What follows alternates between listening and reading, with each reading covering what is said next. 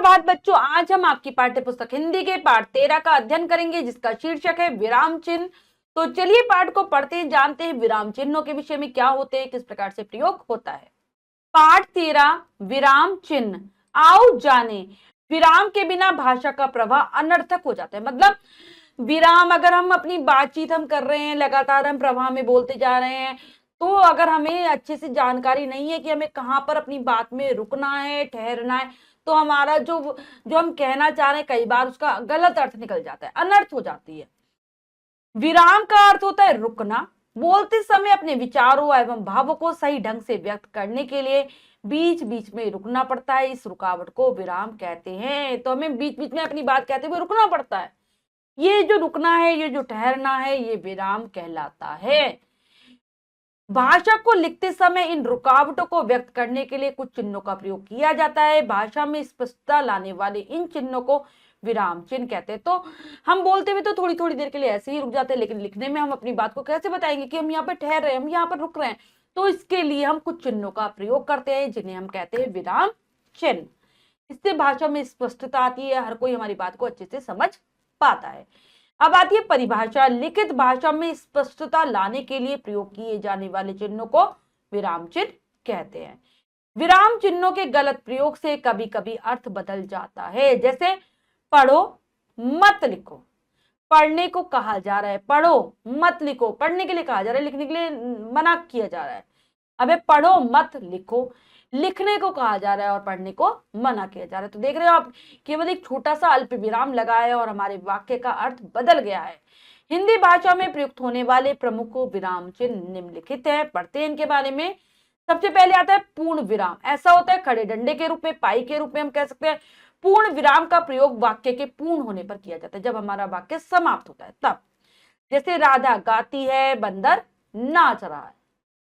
अब आता है अर्धविराम। ये छोटा सा बिंदु और उसके नीचे अल्प विराम लगा रहता है। इसका प्रयोग उस स्थिति में किया जाता है जब बोलते समय पूर्ण विराम से कम समय के लिए रुकना पड़े। जैसे मतलब हम पूर्ण विराम से, पूर्ण विराम तो क्या होता है वाक्य की समाप्ति, लेकिन उससे थोड़ा कम देर के लिए जब रुकते हैं, लेकिन अल्प विराम से ज्यादा देर के लिए रुकते हैं, तब हम अर्ध विराम लगाते हैं। जैसे उदाहरण है, हर्षित घर आया, बस्ता रखा और खेलने लगा। तो हम हल्का सा रुके हर्षित घर आया के बाद।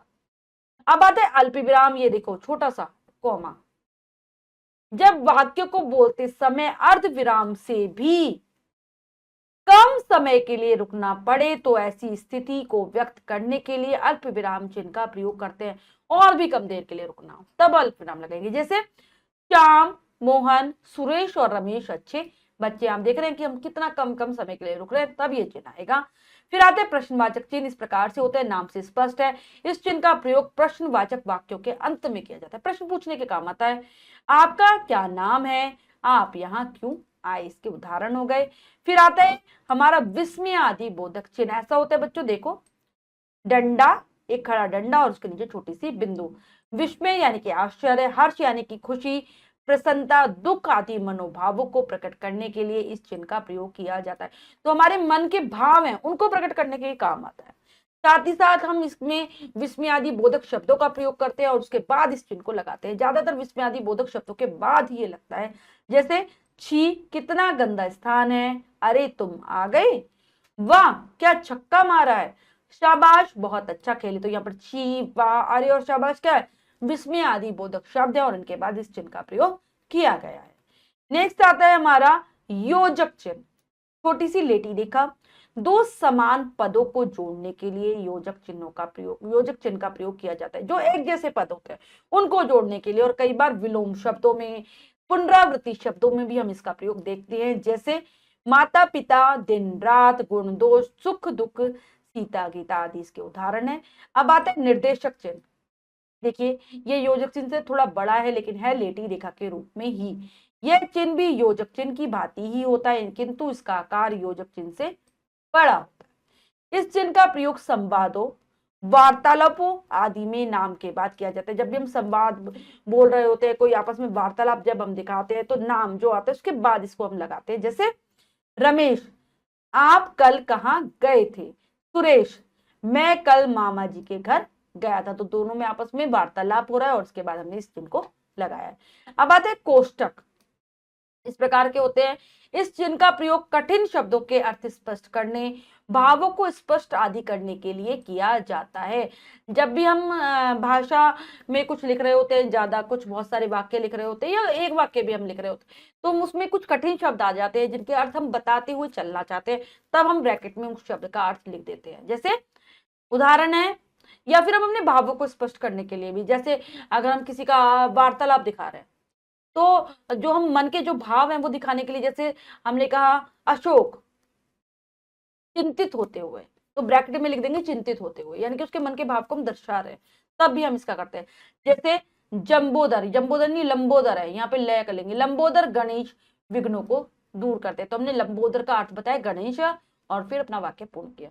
अब आता है हंस पद चिन्ह। इस प्रकार से होता है बच्चों, जब लिखते समय कोई शब्द छूट जाए तो छूटे हुए स्थान के ऊपर वह शब्द लिखकर छूटे हुए स्थान पर इस चिन्ह का प्रयोग किया जाता है। मतलब जब हम लिख रहे होते हैं बहुत सारा कोई लेख, कोई कहानी या कुछ भी लिख रहे होते हैं और गलती से हमारे से कुछ शब्द छूट जाते हैं, तो उस शब्द के लिए हम पूरा तो सब कुछ लिखा हुआ काट नहीं सकते, ना ही उसको खत्म कर सकते हैं, या दोबारा से लिखना भी हम शुरू नहीं करते। हम क्या करते हैं, एक छोटा सा हंसपद चिन्ह लगा देते हैं और फिर उसके ऊपर जो शब्द हमसे छूट गया है वो लिख देते हैं। जैसे यहाँ पर दिखाया उदाहरण में, आज के उत्सव के लिए माला की व्यवस्था करनी है, तो यहाँ पर हम फूल छोड़ दिया, तो यहाँ पर ये चिन्ह लगाया और ऊपर लिख दिया फूल।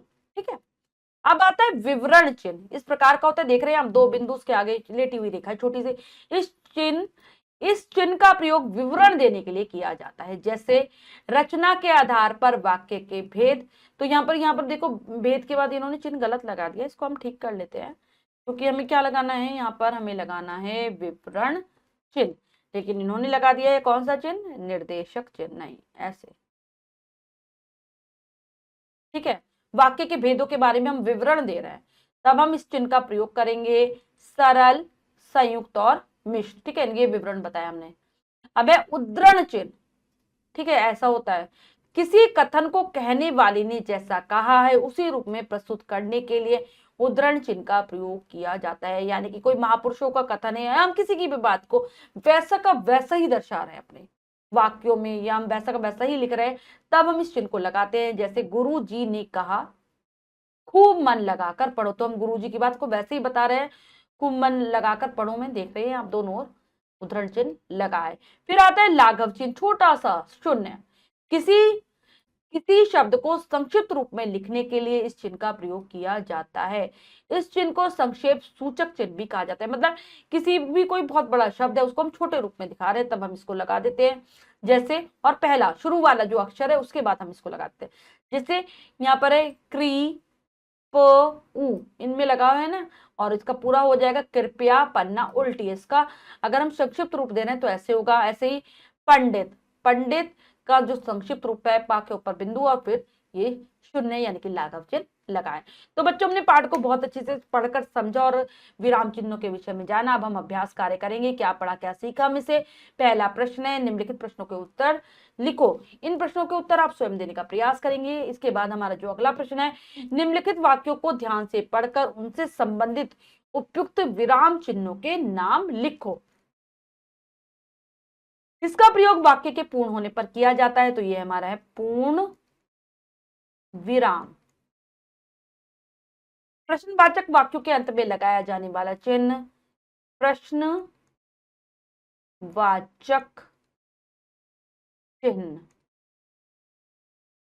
नेक्स्ट है, दो समान पदों को जोड़ने के लिए इस चिन्ह का प्रयोग किया जाता है, तो यह हमारा योजक चिन्ह। जो चिन्ह हर्ष, घृणा, आश्चर्य आदि मनोभावों को प्रकट करने के लिए लगाया जाता है वो है हमारा विस्मय आदि बोधक चिन्ह है। लिखते समय किसी शब्द के छूट जाने पर किस चिन्ह का प्रयोग किया जाता है, तो वो है हमारा हंस पद चिन्ह, और बच्चों हम इसे त्रुटि पूरक चिन्ह भी कहते हैं। सही मिलान कीजिए, तो चलिए कर लेते हैं। अल्प विराम कहां पर है, ढूंढो अल्प विराम को, ये रहा।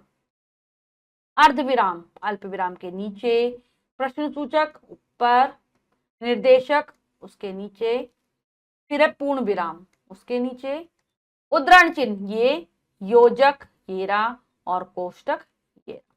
नेक्स्ट है निम्नलिखित वाक्यों में उपयुक्त विराम चिन्ह लगाकर पुनः लिखो। तो चलिए करते हैं। अरे आप कब आए? अरे आप कब आए? माँ बेटा मन लगाकर पढ़ा करो। तो माँ कह रही है अपने बेटे से, माँ ये हो गया, माँ बेटा यहाँ पर अल्प विराम और उससे पहले यहाँ पर निर्देशक चिन्ह। ठीक है, बेटा मन लगाकर पढ़ा करो और अंत में पूर्ण विराम। राधा सोना और दीपा कहाँ है? राधा राधा सोना और दीपा कहाँ है? प्रश्नवाचक चिन्ह, पहले अल्प विराम और फिर प्रश्नवाचक चिन्ह। अगला है वह यहां आया। ठीक है, अब हम रुक रहे हैं थोड़ी देर के लिए, तो यहां पर आ जाएगा हमारा अर्ध विराम। आया, बैठा, बैठा के बाद अल्प विराम, पहले अर्ध और फिर अल्प। बैठा, बैठा और चला गया, पूर्ण विराम। ठीक है, यह होगा। वह यहाँ आया के बाद अर्धविराम, बैठा और चला गया। ठीक है, ये हो जाएगा। अब निम्नलिखित विराम चिन्हों को पहचान कर उनके नाम लिखो। तो चलिए करते हैं। सबसे पहला है हमारा अर्धविराम,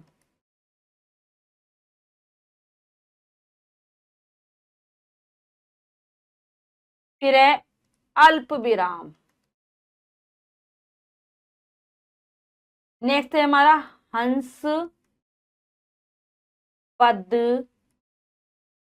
चिन्ह, इसके बाद हमारा उद्धरण चिन्ह है, उसके बाद विस्मय आदि बोधक चिन्ह, प्रश्नवाचक चिन्ह, विवरण चिन्ह और लाघव चिन्ह। ठीक है, ये मैंने आपको बता दिया। लेखन का कार्य आप स्वयं करेंगे सुंदर अक्षरों में अपनी अभ्यास पुस्तिका में।